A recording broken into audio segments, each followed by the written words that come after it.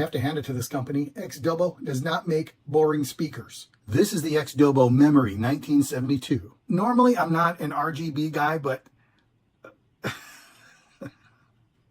the first thing that you notice is, of course, the RGB lighting system.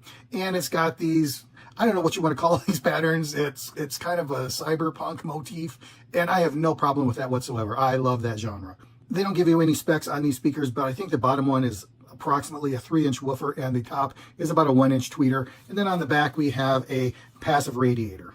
All of the controls are on the top, and they're fairly standard. This is your equalizer button. You choose between full frequency, vocal boost, or bass boost. This is the RGB lighting selector. There are 5 modes to choose from, or off. And we have a power button here. This is the true wireless stereo button. We'll talk a little bit more about that later. This is your mode switch. This selects your input source. We have the battery life indicator, play, pause, and then your volume and track controls here. All of the ports are pretty standard. We have the U-drive port here. You can also use this to charge secondary devices.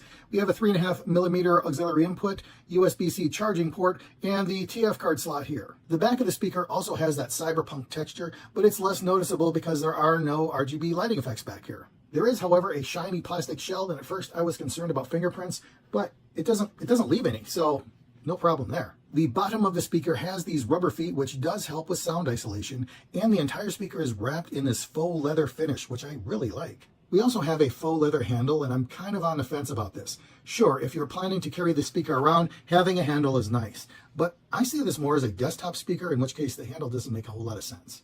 The Memory 1972 does have 80 watts of power, but once you get above 3/4 volume, you will hear some distortion at both the upper and lower frequency ranges. This passive radiator is not just a gimmick. If you put this against the wall, you will double your bass experience.